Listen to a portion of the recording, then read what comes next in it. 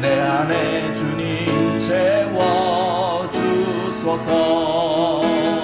성경 말씀 보겠습니다. 창세기 24장 1절에서 8절까지 말씀 보겠습니다. 아브라함이 나이가 많아 늙었고 여호와께서 그에게 범사의 복을 주셨더라. 아브라함이 자기 집 모든 소유를 맡은 늙은 종에게 이르되 청하건대 내 허벅지 밑에 내 손을 넣으라. 내가 너에게 하늘의 하나님 땅의 하나님이신 여호와를 가리켜 맹세하노니 너는 내가 거주하는 이 지방 가나안 족속의 딸 중에서 내 아들을 위하여 아내를 택하지 말고 내 고향 내 족속에게로 가서 내 아들 이삭을 위하여 아내를 택하라. 종이 이르되 여자가 나를 따라 이 땅으로 오려고 하지 아니하거든 내가 주인의 아들을 주인이 나오신 땅으로 인도하여 돌아가리이까. 아브라함이 그에게 이르되 내 아들을 그리로 데리고 돌아가지 아니하도록 하라. 하늘의 하나님 여호와께서 나를 내 아버지의 집과 내 고향 땅에서 떠나게 하시고 내게 말씀하시며 내게 맹세하여 이르시기를 이 땅을 내 씨에게 주리라 하셨으니 그가 그 사자를 너보다 앞서 보내실지라. 내가 거기서 내 아들을 위하여 아내를 택할지니라. 만일 여자가 너를 따라오려고 하지 아니하면 나의 이 맹세가 너와 상관이 없나니 오직 내 아들을 데리고 그리로 가지. 오늘도 하나님께서 우리에게 은혜를 베풀어 주십니다.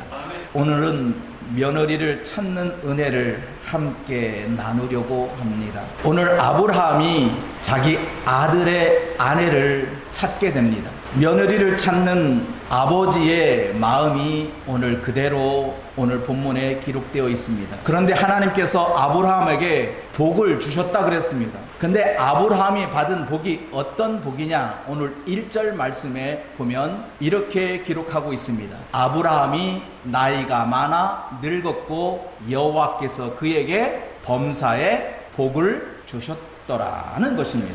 아브라함이 받은 복은 범사에 받은 복입니다. 우리가 복이라고 그러면 누구나가 다 좋아하는 단어이기도 하고 우리가 바라는 바이기도 합니다. 근데 그 복이 무엇이냐라고 할 때는 여러 가지 복을 바라지만 자기에게 유익한 것, 자기에게 많은 것을 얻게 하는 것, 그것이 복이라고 착각하기도 합니다. 곧 자기에게 플러스 되는 것은 복이요, 자기에게 마이너스 되는 것은 저주라고 생각하기도 합니다. 그런데 하나님께서는 이 복의 원리를 자기에게 플러스 됐다고 해서 복이 아니고 자기에게 마이너스라고 해서 저주가 아니라 자기에게 플러스나 마이너스나 관계없이 하나님께서 은혜를 주시는 것이 복입니다. 그러니 자기 삶에 마이너스도 하나님이 보기에는 복이 될 수 있고 자기에게 플러스 되는 요소가 있는데도 하나님이 보시기에는 저주가 되기도 합니다. 그 대표적인 사건이 재물의 부요함입니다. 우리는 재물의 부요함이 하나님이 보시기에는 저주스럽습니다. 오히려 부자가 그 부자로 사는 것 때문에 하나님의 나라를 들어가지 못하는 경우를 보게 되기 때문에 그렇습니다. 차라리 재물이 없으므로 하나님을 찾고 하나님 앞에 엎드리고 하나님 앞에 구하는 모습이 복인데 재물이 많으니까 하나님 앞에 구하지도 않고 하나님을 찾지도 않고 하나님에게 받을 생각도 하지 않으니 오히려 그 재물이 저주가 되기도 하기도 합니다. 그를 우리가 범사에 복을 주셨다라고 하는 것은 우리 믿는 자들이 생각하는 것은 내게 플러스만이 복이 아니라 내게 마이너스도 내게는 복이 될 수 있다는 신앙을 가지시기를 축복합니다. 아브라함에게 자식이 없다는 것은 분명히 마이너스입니다. 또 하나님이 보시기에 하나님은 아브라함에게 내 자손이 번성할 것이다, 그 말씀대로 한다면 아브라함의 자손은 쭉쭉 번성해야 됩니다. 그런데 아브라함의 자손은 이삭 하나입니다. 오늘 본문까지요. 그 이후에 이삭에게 또 아들이 생깁니다마는 오늘 본문까지는 이삭 한 사람입니다. 약속의 자식은 하나입니다. 그러니 번성의 축복으로 보면 아브라함에게는 복을 받지 못한 것입니다. 그런데도 불구하고 하나님은 아브라함에게 범사의 복을 주셨다라고 했고 그 복을 아브라함은 받은 것입니다. 여러분도 하나님께서 모든 일에 복 받은 줄 아시기 바랍니다. 복 받은 줄 아는 사람은 복을 구하지 않습니다. 여러분 복 받기를 바랍니까? 아니면 복이 있는 사람으로 살기를 바랍니까? 참 말이 아주 적은 차이지만 복을 받는 사람으로 사는 것과 복이 있는 사람으로 사는 것은 분명히 다릅니다. 나에게 복을 달라고 하는 사람으로, 복을 간구하는 사람으로 사는 사람보다는 복을 받은 사람으로 살아가기를 간절히 축복합니다. 왜냐하면 그게 믿음이니까요. 믿음은 받은 줄로 아는 거지 받은 것이 믿음이 아닙니다. 그러니 믿음으로 사는 사람은 항상 받은 줄로 믿으니 복 받은 사람으로 사는 것입니다. 하지만 믿음 없는 사람은 항상 복을 추구하는 사람이에요. 받은 게 없으니까 자꾸 달라는 거예요. 믿음으로 받을 줄 아는 사람은 굳이 달랄 필요가 없어요. 나 이미 줄 알아. 믿고 있어. 그런데 또 달라고 하는 것은 믿음이 없는 것입니다.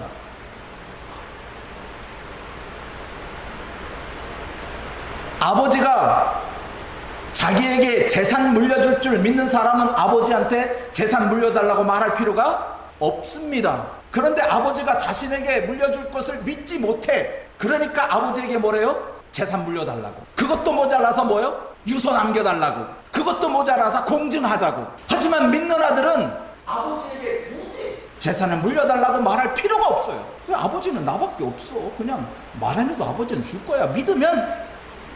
물론 아버지가 믿음직스럽지 못하니까 재산 달라고 하는 사람도 있겠지만 아버지를 믿는 자라면 두 번 다시 아버지한테 재산 달라고 말하지는 않습니다.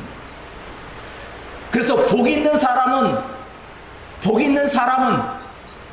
이게 얼마나 행복한 일인지 여러분도 복 있는 사람으로 살기를 바랍니다. 우리는 항상 우리 신앙생활에서 믿음으로 복 있는 사람이지 나는 복 받을 사람이 아니야. 내가 복이 있는데 무슨 복을 또 받아? 하나님께서 내게 복을 줄 줄 믿고 있는데 범사가 복인데 무슨 복을 더 바라겠느냐? 여러분 믿음으로 살아가길 간절히 축원합니다. 그러면 모든 일이 감사할 수밖에 없어요. 왜? 믿음으로 사는 사람은 감사가 저절로 나오게 돼 있어요. 그래서 아브라함이 받은 복은 범사에 받은 복이라는 거예요. 모든 일이 하나하나 꼬치꼬치 따져보면 여러분 보세요. 아브라함의 아내가 지난주에 여러분 127세에 죽었습니다. 그죠? 아내가 죽은 것이 복입니까? 복이 아닙니까? 아내가 죽었는데 무슨 복이냐고 말할 수도 있겠지만 그것도 복이라. 왜? 또 얻을 수 있으니. 그것도 복이요. 아내가 사는 것도 복이에요. 왜? 또 얻지 않아도 되니 복이야. 아내가 있는데 또 얻을 필요가 없어. 아내를 구하려고 애쓸 필요도 없어. 그러니 그것도 복이요. 그러니 아내가 있는 것도 복이요, 없는 것도 복인 거예요. 그러니 하나님께서 아브라함에게 범사의 복을 주었다는 이 범사의 복을 우리 성은교회 성도들 항상 믿음으로 고백하시길 바랍니다. 다시 한번 고백합니다. 나는 복 있는 사람이다. 할렐루야. 그 신앙으로 살기를 바랍니다. 그러면 누구에게 굽신거릴 필요가 없어요. 달라고 머리 숙일 필요도 없어. 믿음으로 사는 사람은 떳떳하고 당당하게 사는 거예요. 믿음의 배짱으로 말이에요. 믿음의 배짱으로. 근데 아브라함에게 한 가지 숙제가 있었어요. 그것은 며느리를 얻는 것입니다. 이삭은 스스로 아내를 얻지 않았습니다. 성경에 있는 기록들을 보면 자기가 좋아하는 자로 아내를 삼은 자들의 결과가 별로 좋지 않아. 하나님이 정하여 준 자로 아내를 삼은 자가 결과가 좋아요. 그러니 아브라함은 자기 아들을 자기 스스로 아내를 찾는 것을 바라는 게 아니라 자기 아들을 아들의 며느리를, 자기 아들의 아내를 자기가 택하기를 바라는 거예요. 그런데 그 며느리를 찾는데 아버지가 친히 나서질 않습니다. 누구를 동원하냐면은 자기 집에서 늙은 종이 하나 있는데, 이 늙은 종은 아브라함의 집에 있는 모든 것을 관할하는, 일반적으로 말하면 그 집의 집사입니다. 모든 것들을 다 주관하고 있는, 호텔로 치면 지배인의 격을 갖고 있는 겁니다. 모든 것들을 다 주관해요. 그 사람이 바로 늙은 종인데, 이름은 기록되어 있지 않지만 아브라함이 믿을만하고 자기를 대신해서 자기 아들의 아내를 찾을 만큼 신뢰성이 있는 자가 바로 늙은 종이었습니다. 아무에게나 그 일을 맡길 수가 없는 것입니다. 하나님도 마찬가지입니다. 하나님의 일을 하는 데 있어서 어떤 사람에게 하나님의 일을 맡기냐? 하나님의 마음에 합한 자입니다. 하나님의 마음에 든 자가 하나님의 일을 하는 것입니다. 그러니 우리가 하나님의 마음에 들도록 하나님의 마음에 합한 자로 하나님의 마음으로 살아가는 그 사람이 바로 하나님의 일을 하게 됩니다. 그러면서 그 늙은 종에게 이렇게 말합니다. 하늘의 하나님, 땅의 하나님 여호와를 가리켜 맹세한다. 너는 가나안 족속의 딸 중에서는 내 아들의 아내를 삼지 마라. 내 아들의 아내는 내 고향, 내 족속에게로 가서 내 아들의 아내를 택하여 오라, 찾아오라는 거예요. 아브라함의 고향은 갈대아 우르입니다. 이곳으로 가라는 것입니다. 이 헤브론에 여자가 없어서, 아내를 택할 수 없어서 한 게 아닙니다. 헤브론에도 이쁜 여자들 많습니다. 그런데 안 된다는 거예요. 가나안 족속으로는 며느리 삼지 말라는 거예요. 아내로 삼지 말라는 거예요. 내 친척, 내 고향으로 가라는 거예요. 거기서 찾아오라는 거예요. 그래서 이삭의 아내를 찾아 헤브론을 떠나서 갈대아 우르로 향하여 갑니다. 근데 떠날 때 이 늙은 종이 한 말이 있어요. 아브라함과의 대화 속에서, 야, 정말로 이 종이 참 지혜롭다. 그냥 주인이 시킨다고 해서 네 주인님 알았습니다, 네 당장 떠나겠습니다 하고 무작정 떠난 게 아니라 주인과 앞으로 되어질 일에 대해서 상의를 합니다. 주인님, 내가 이삭 당신의 고향에 가서, 아브라함의 고향에 가서 이삭의 아내를 택한 건데, 만일에 그 여자가 나를 따라오지 않으면 당신의 아들을 데리고 당신의 아들이 가서 자기 아내를 택하여 오면 어떻겠느냐. 안 따라올 것을 생각하고 아브라함에게 이야기를 합니다. 그 여자가 나보고 따라오진 않을 것 같고 당신 아들이 직접 가서 직접 보고 자기 아내를 데려오면 어떻겠느냐. 그런 이야기를 아브라함과 이 늙은 종이 이야기를 합니다. 아내를 택한 사람은 당신의 아들이니까, 내 아내가 아니니까 당신의 아들을 데리고 가서 내가 당신의 며느리 찾아오겠다. 그렇게 하면 안 되겠느냐? 안 되겠느냐? 라고 아브라함에게 묻습니다. 그랬더니 아브라함이 안 된다는 거예요. 내 아들은 가나안 땅을 떠날 수 없다는 거예요. 본토 친척 고향으로 돌아가면 안 된다는 거예요. 왜? 하나님이 떠나라고 했으니까. 만일에 이삭을 내 고향 갈대아 우르로 데려가서 거기서 그 아내와 택하여서 만일에 결혼한다면 내 아들이 가나안 땅으로 안 올 것 같다는 거예요.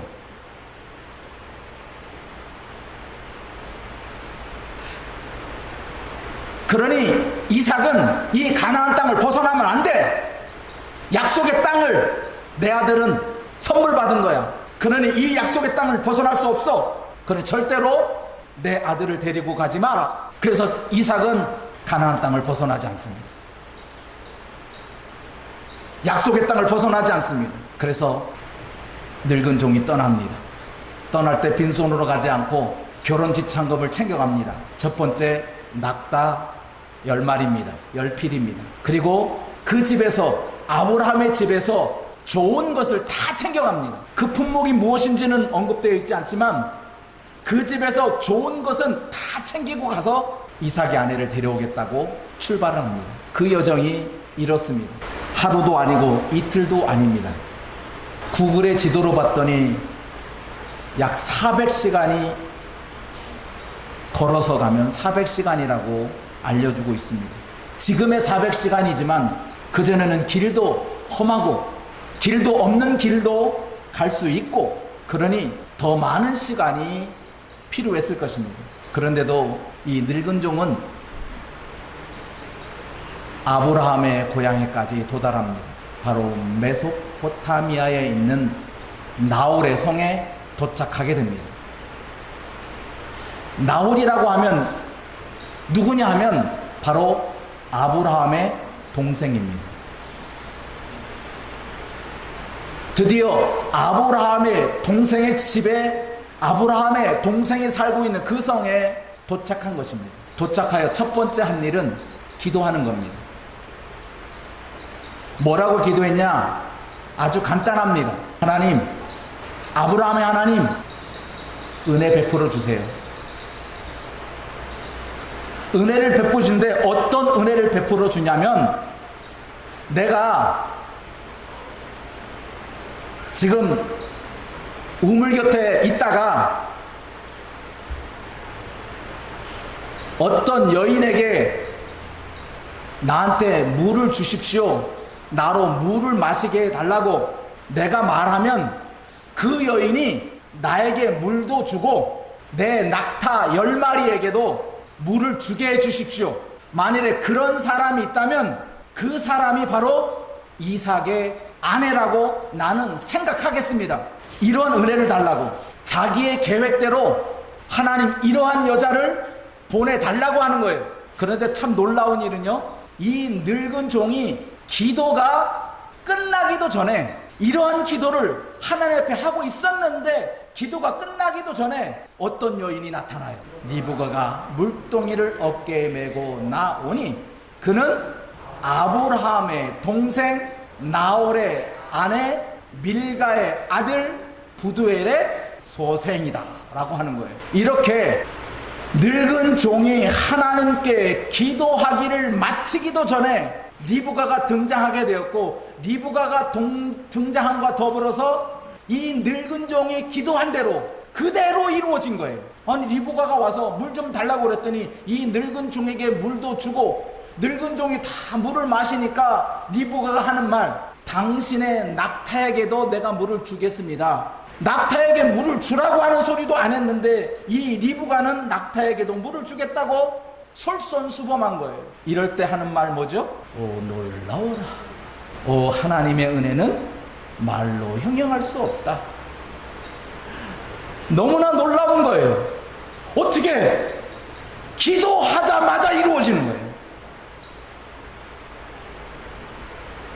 이게 하나님의 은혜예요. 하나님의 은혜는 사람이 생각하지 못한 것들이 이루어지는 거예요. 과연 이것이 이루어질까? 이대로 될까? 라고 생각했던 그 기도가 그대로 이루어지는 거예요. 이게 하나님의 은혜예요. 왜냐하면 우리 하나님은 우리의 기도를 들어주시기 때문에 그래요. 간단하게 여러분들에게 이 사실을 알려드리겠습니다. 요한일서 5장 14절과 15절 말씀에 보면 이렇게 기록되어 있습니다. 그를 향하여 우리가 가진 바 담대함이 이것이니 그의 뜻대로 무엇을 구하면 들어주신대요. 아니, 나 같은 사람이 어떻게 하나님 앞에 기도할 수 있어? 나는 기도할 줄도 몰라. 나는 하나님 하자도 모르는데 그래도 하나님은 들어준다는 거예요. 왜? 하나님을 알고 부르는 사람 많지 않아요. 여러분, 예수 믿기 전에 하나님 알고 기도했어요? 아니잖아요. 하나님 알고 기도하는 사람 아무도 없어요. 그저 하나님 앞에 누군가를 향하여 하나님 앞에 간절히 기도했더니 그대로 이루어진다는 거예요. 그래서 15절 말씀 같이 읽습니다. 시작.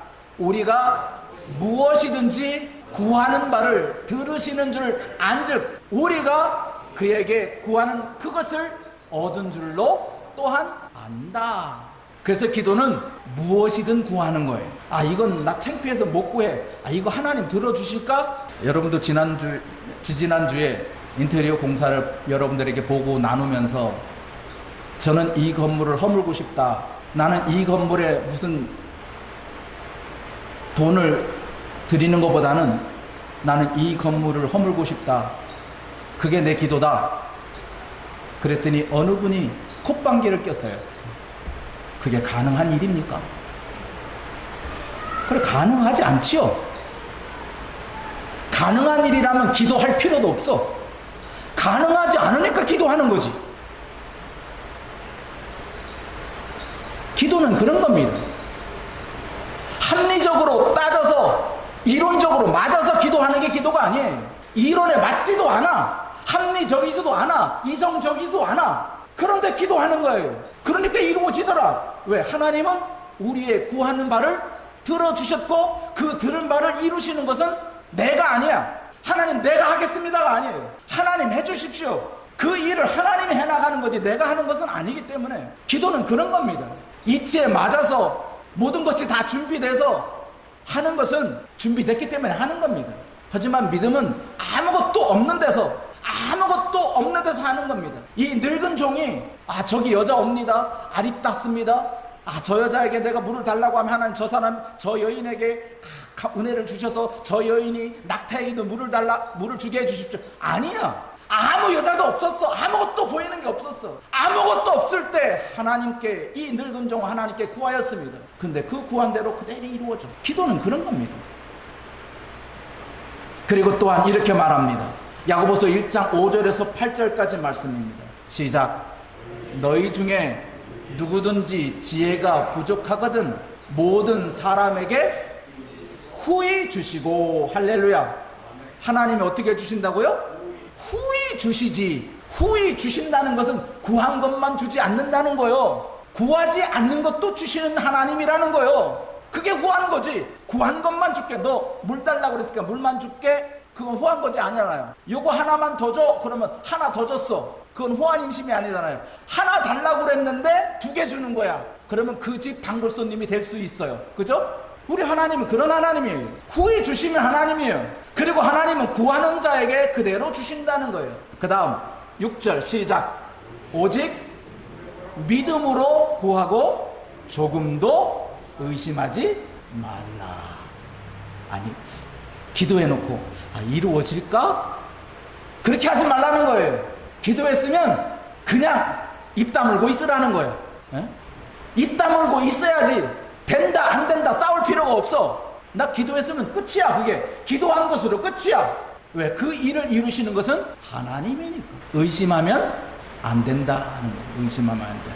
그러니까 기도는 절대 의심이 있어서는 안 돼요. 결과적으로 이 늙은 종이 리브가가 한 행동을 보고 하나님의 놀라운 은혜를 받고 리브가의 집에 가서 리브가 가족들에게 이야기합니다. 하나님이 내가 이렇게 기도했는데 하나님이 얼마나 하나님이 놀라운지 내 기도가 끝나기도 전에 당신의 딸인 리브가가 내한테 왔고 그 딸이 내가 말하지도 않았는데 낙타에게 물까지 주었습니다 라고 리브가의 가족들에게 말하는 거예요. 아버지에게 말하는 거예요. 나홀에게. 그랬더니 그 늙은 종의 간증을 듣고 그런 일이 있었냐고.